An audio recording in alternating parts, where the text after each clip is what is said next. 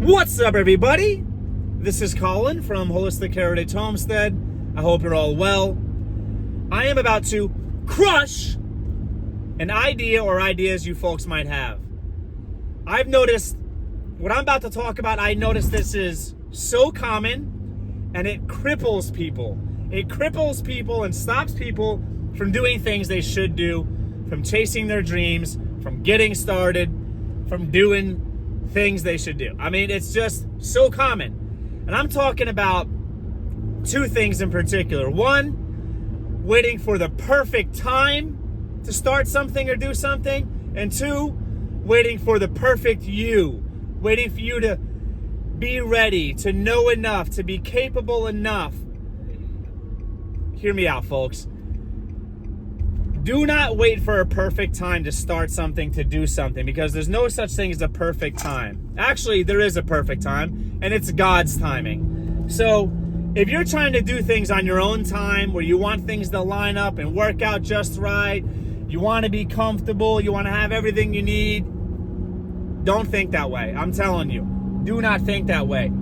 I am a big advocate of just get started. For those of you who have been watching for however long now, you'll know I talk about that. Especially when it comes to homesteading in particular, I've talked about get started, upgrade and improve as you go. But you've got to get started, folks. You've got to get started. Do not wait for everything in life to line up to get started, because you'll be waiting forever, okay?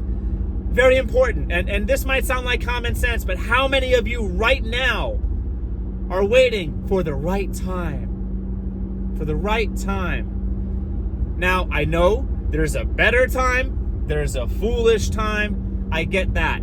But don't wait for everything to line up. Wait for enough things to be in order, to be ready, to have enough things for you to get started and get going. The other thing, don't wait for the perfect you. There is no perfect you. Only God is perfect. So, don't wait to be an expert on a certain topic or topics before you share information. Is it good to be an expert? Sure. How do you quantify an expert? With a qualitative analysis or a quantitative analysis, how do you consider yourself an expert? Somebody else tells you you're an expert? 4 years of schooling, 5 years of schooling, 9 years of experience, 12 years of experience. They're all lines that people draw and pick. So I'm telling you, if you think you know enough, get started. Because you don't have to be an expert on something to share some information. When I was training in martial arts, and I'm paraphrasing what one of my instructors said, but essentially he told me, no matter who he puts in front of that room to teach us, we should show them respect, have an open mind, and listen to them and do what they tell us to do, because maybe we were black belts at the time. We thought we knew things, which that's not how martial arts training happens. Like somebody else said so well in one of my previous videos, having a black belt mentality. Check out that video, folks.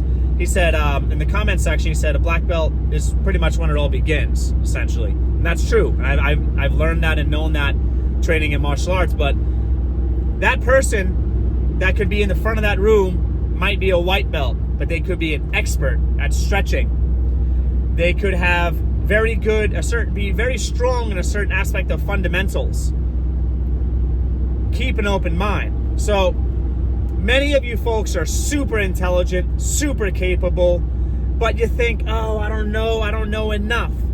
And the subtopic to this, or the add-on to this, is you think too much about what other people are going to think. Folks, I know this is common.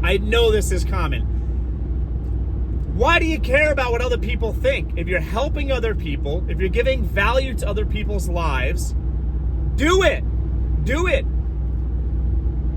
In the world of ministry, spreading the gospel, spreading the good news, so many people are capable. They love Christ. They know enough. They're strong enough in their Christian walk to spread the good news, but they don't, because they don't have enough Bible verses memorized. They don't speak well enough. They're too shy.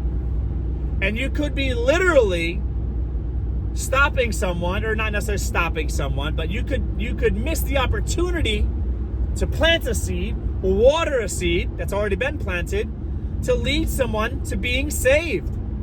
And you might not make that move. You might not have that conversation about Christ. You might not have that conversation about Christianity because you're self-conscious. You think you don't know enough. You're not an expert. Leave that to the experts. Well, I'm here to tell you, don't leave it to the experts. Don't wait for the right time. Folks, you should pray to God and ask for discernment, ask for guidance, and ask to be in line and in tune with God's timing. Okay? You should also put enough thought into it to decide when you know enough to be enough of an authority on a subject to teach people. When the timing is right, or good enough for you to make a move. Now, folks, this all might sound like common sense, but let me know. Let's get personal right now in the comments below. Tell me, have you, or do you have any limited thinking like that, where you don't think you're good enough, you're ready, you're knowledgeable enough, or the timing is not right? Has it or is it stopping you from opening a business, from expanding a business, from trying to start a relationship that could be a good relationship and lead to marriage? Have you waited to have a child or begin having children because the timing's not right, all the money's not there? Having a child is one of the greatest blessings you could ever have from God. Don't wait for the timing to be perfect. It's not going to be perfect. I'm telling you, folks. I'm telling you.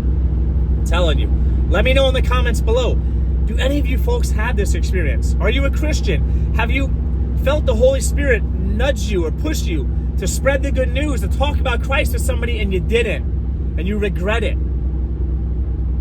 Let me know in the comments below if you conquered that type of fearing or anxiety, whatever it is, and you've done things even though you were insecure. You felt you were not ready, not sure, the timing wasn't right, and it worked out well. Because let me tell you, folks, a lot of times you learn as you go. Just like with gardening, you learn as you grow. You got to get in it. For those of you that think a college degree or some type of degree or piece of paper from the world of academia is going to make you an expert, ha ha. Anybody who lives in the real world of management, any managers out there, any business owners out there are going to tell you, and employees who are not management, who do not own a business, many people will tell you, not any, many people, that most of the learning, well, I don't want to say all, most of the learning that you're going to learn in a particular field and in any career is going to be on-the-job training. Stuff you learn when you're already in it, when you're in the trenches doing things. If you delay or defer starting, all you're doing is stopping your learning. You're delaying your learning. Homesteaders out there, don't wait for everything to be right, because you're not. There's no such thing as the perfect property. There's great properties. Our property, one of the reasons we bought our home is because of our property. Our property is awesome. It's in great shape. It's just a cool property. I think it's a lot of potential. It's not too big of a property where it's hard to manage. It's not too small, so it's big enough for us to have opportunities and to give us potential to do things. But there's problems with our property. There's things I don't like about our property, I think, and that's okay. We'll work with what we've got and try to improve the property and make things happen. So, folks, sincerely, I don't know if any of you in particular really needed to hear this today, but I really do encourage you, like from my heart, get started. Just go for it. Having a child, if you're ready, if you're responsible, you got a job, you got some income, if you think you're ready, don't wait to be more ready. If you think you could be a good parent, you're responsible, feel like you're a good person, and make sure other people also think that, can give you a good report card as far as who you are, as your character, have a child. Start having children. Okay? Family is so important. Contrary to what modern, horrible, satanic, garbage, degenerative world and media and popular culture and trending culture tells you, family is so important. Family is so important. Get married, have children. So many blessings come from marriage. So many blessings come from having a child or children. And that's sincere from my heart, and it's in the Bible for reasons. So, really, folks, just go for it. Get after it. I'm so excited I hope that one person, I hope more than one person, I hope at least one person makes the decision today to go for it. I really do. I really do.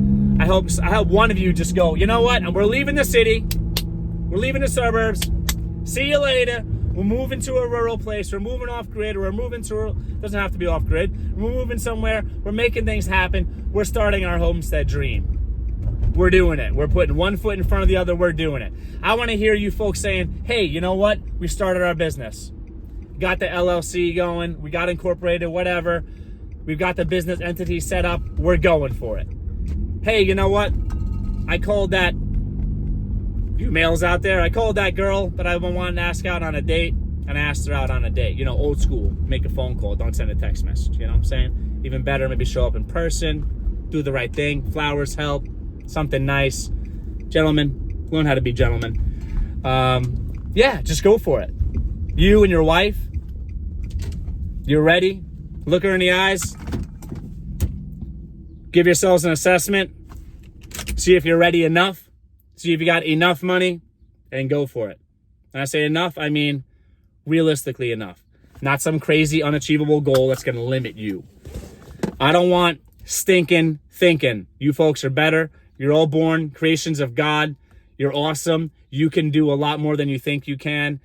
I think Tony Robbins, I believe, don't quote me on this, but I believe he used to show up to his speeches in an old beat up car before he was wealthy and successful.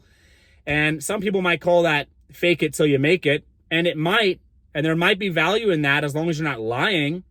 But I don't believe in faking it till you make it. I believe in being humble, and just, if you know you have value to give, go for it. Because if Tony Robbins never got started, and if he waited to have the nice car and have the nice things for people to think he's an expert and associate him being an expert and being knowledgeable and having wisdom, if he waited for people to associate that with success, financial success, then he would have maybe never got started. He would have never got started, and he would have never helped probably hundreds of thousands, maybe even millions of people. So don't wait for that time. And folks, do not treat financial success as a metric of someone's ability or someone's knowledge. Folks, there are so many intelligent people out there that are absolutely amazing, that have humble beginnings. They're in humble positions financially. Another thing I want to say before I get going is, so many of you folks are super knowledgeable. Start a YouTube channel. Get started. The first 1,000 subscribers are the most difficult to get. That's what I think. And that's what other people think too as well. Just get started. And a lot of people, content creators, or people that give advice about content creation, one of the number one things they say is get started. You can improve as you go. Improve your editing, improve your production. We have a lot of improvement to do. We should improve our editing. We should improve our production. We should improve our lighting. We should improve our sound, and we will. But we got started. And we're over 1,000 subscribers now. And next up, 2,000. Next up, 5,000 after that. Next up, 10,000. Next up, all subscribers. Because we're going to keep moving forward with your support, folks. I hope you're all well. Get after it. Get going. No more limited thinking. There's no perfect time. There's no perfect you. Pray on it. Put one foot in front of the other. Take care.